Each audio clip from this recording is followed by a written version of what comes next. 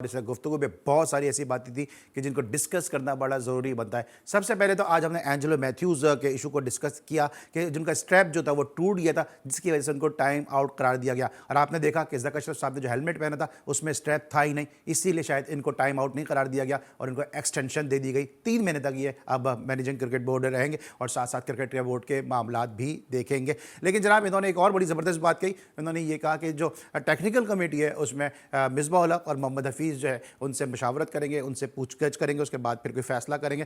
تو ذکر اشرف صاحب آپ کو یاد دلا دوں کہ محمد حفیظ نے ٹیکنیکل کمیٹی کو چھوڑ دیا ہے جب ٹیم کے سلیکشن کے اوپر کچھ تنازعات تھے. اینڈ یہ جو بات کی ذکر اشرف صاحب نے, ان کو یاد ہی نہیں ہے کہ حفیظ اب ٹیکنیکل کمیٹی کا حصہ نہیں ہے. دیکھیں علی بھائی, یہ 60 سال کی عمر ہوتی ہے نا, اس کے بعد ریٹائرمنٹ دے دی جاتی ہے. تو ان کو دیکھ کے اب مجھے اس بات پہ یقین آ گیا ہے کہ ایسا کیوں ہوتا ہے کہ 60 سال کے بعد ریٹائر کر دیا جاتا ہے. کیونکہ آپ کو کام کرنے کیا ایک ٹائم اسپین ہوتا ہے, اس کے بعد آپ کیا کام کریں گے اور جیسی آپ کی نیتیں ان کے ساتھ آپ کیا کام کریں گے. ایک تو حفیظ والی بات آپ نے بھنڈ خود ہی بتا دیا کہ کتنا آپ کو انٹرسٹ ہے ان تمام معاملات میں. اور دوسری بات انہوں نے یہ کہی کہ ٹیم کی آپس میں کوئی لڑائیاں نہیں ہیں, جو خبریں دے رہے ہیں وہ آگ لگا رہے ہیں. تو یہ ٹیم کی لڑائیوں کی خبریں کس نے دی تھی؟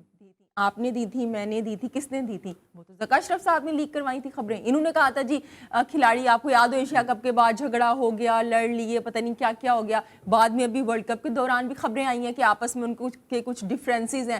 اس وقت جب تمام ٹیمز, آپ افغانستان کو دیکھ لیں کتنا جلے کو کھیل رہے ہیں, انڈیا کو دیکھیں ذرا, ہر کھلاڑی کو اپنا رول پتہ ہے ہم نے کیا کرنا ہے. جو پاکستانی ہیں ان کی جناب ڈریسنگ روم کی خبریں آ رہی ہیں. تو یہ لیک کس نے کروائی ہیں؟ آپ نے کروائی ہیں نا. اب یہاں پہ باتیں ہو رہی ہیں جناب الیکشن کی, کیونکہ آپ کو ایکسٹینشن مل گئی ہے. پہلے الیکشن کی ہم بات کرتے تھے تو وہ مسکرانا شروع کر دیتے تھے. تو مسئلہ یہ ہے کہ چاہے انضمام ہے, چاہے ذکر اشرف صاحب ہے, ابھی انضمام صاحب کا بھی بیان سامنے آ گیا کہ جی میں نے اتنا کرکٹ کو سرو کیا ہے اور مجھے یہ عہدہ لینا ہی نہیں چاہیے تھا. آپ دیکھیں اگر انہوں نے سرو کیا ہے تو وہ انضمام الحق کیوں ہیں؟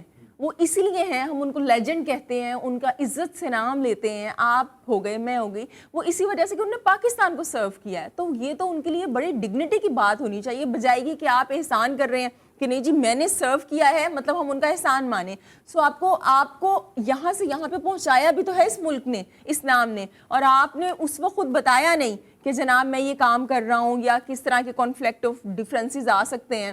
تب آپ خاموش رہے اور اب آپ نے اس طرح کی بیان بازی شروع کر دی ہے. بہرحال چاہے ذکر اشرف ہیں چاہے انضمام الحق ہیں, نیتیں جو ہے نا, جو کام سے آپ کے پتہ چل رہی ہیں, وہ کسی کی بھی صاف دکھائی نہیں دے رہی ہیں افسوس کے ساتھ. نئی باتیں